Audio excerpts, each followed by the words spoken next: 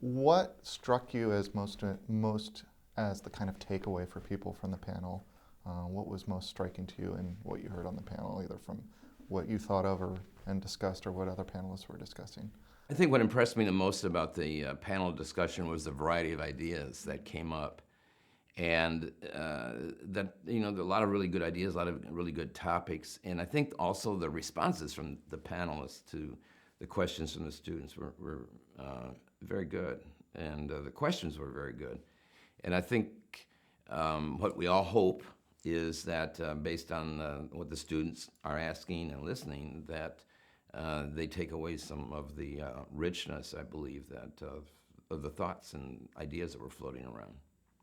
I was struck by your sense of the deep motivation that your spirituality, that your religion provides you for the justice work you do. Is that what you see as the primary or exclusive real role of religion in the world today? No, this whole question about the relationship of religion, I think, and spirituality, and formal religion, where does it come into play, I think is important. And I think it's one we wrestle with because I think we especially see younger folks these days rejecting institutional or organized religion because of hypocrisy and all kinds of reasons. And it's something I wrestled with, but I think where I am now is I'm Catholic, and I come out of my faith tradition, and while I really reject quite a bit of what is taught by the hierarchy, I have come to understand that the faith community is larger, and actually, in a sense, we are the tail that wags the dog, the hierarchy, that we bring them along. But the other thing that I think is very important, too, is that my tradition is very rich in terms of social justice teaching. If you look at a lot of that stuff that I'm interested in terms of human rights and peace, and when can you, if ever, have war, or what is the role, if ever, of capital punishment, I find that to be a very good part of the tradition that helps inform me and guide me in what I'm doing.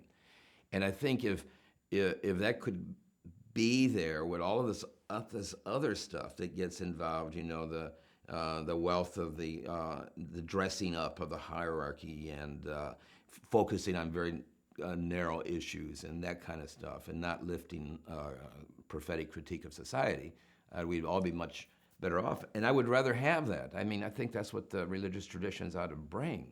They have that potential.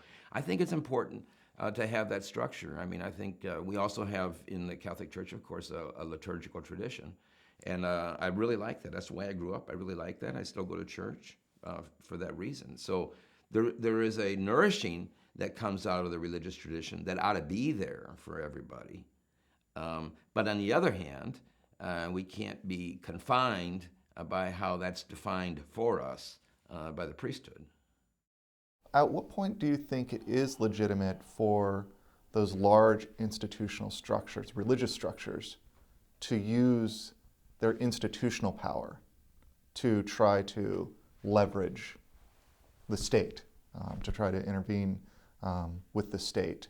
Well, that's the big question, is how does the church use its institutional power, and how should it be formed? The way it is right now being used, of course, is the hierarchy, and the hierarchy is using it in a particular direction that we've seen. You mentioned the healthcare law. The problem is that I think this is going to always be a problem in institutional church. The hierarchy, the priesthood, is out of sync with the people. The people support healthcare.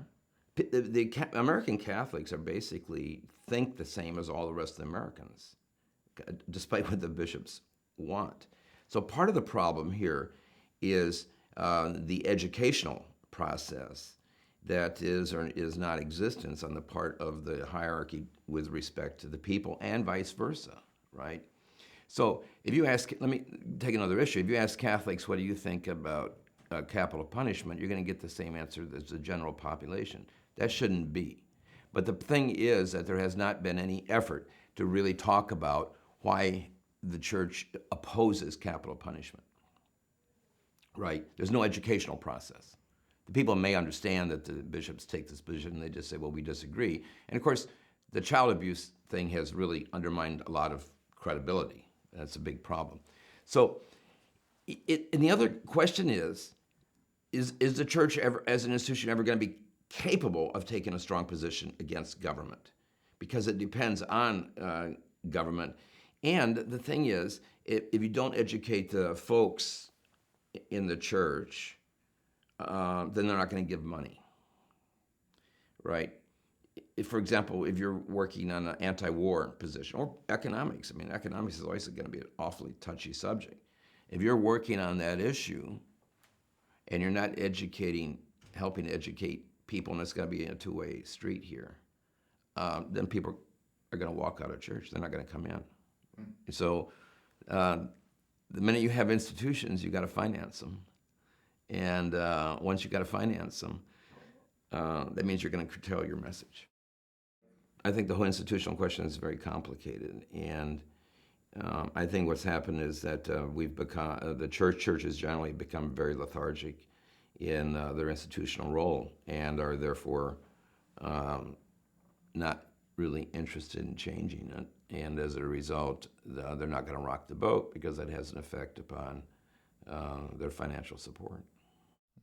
What do you think is the legitimate role of either formal or informal religious institutions, either the traditions or structures themselves, in larger public life?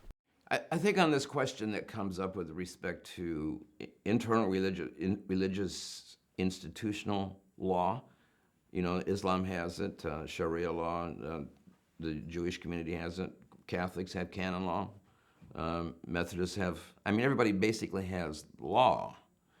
But I think that one of the things that America can teach and has worked at is the respect for conscience and rigorously separation of church and state. As a Catholic, if I want to agree to submit to canon law, I can do that. I have that freedom. But on the other hand, I don't have the right to impose that upon other people, in my view, right? Now, some of the hierarchy might disagree with that. We see that debate coming up in gay marriage, right? Because we have allowed marriage as a religious institution and as a state institution to be married together.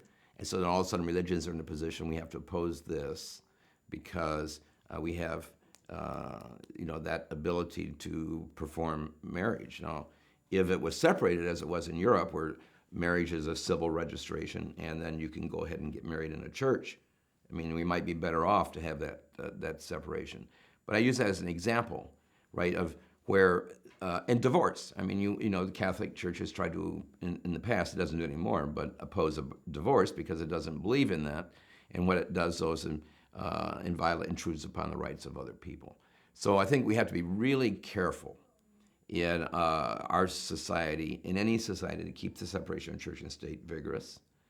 And on the other hand, it entails respecting the rights of people to submit to their own religious law if they want, so long as it doesn't, of course, that isn't coercive and it doesn't violate, fundamental rights in terms, like we were talking about at one point, of the honor killings, killing the young women. Is there something unique about religions as a source of justice and the call to justice? Or do they just do what other institutions and other traditions do?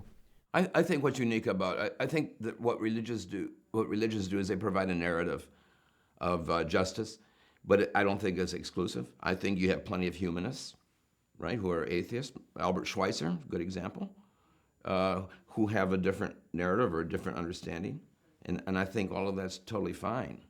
I think religion has historically had the ability to carry that narrative, or what we used to call the myth. The idea that the myth has its own internal reality. That was the role of religion, is to pass that down. And that's a great function of religion. But I don't think it certainly is not exclusive at all, as we see in the lives of other people. Thank you so much for your time. Yeah, sure.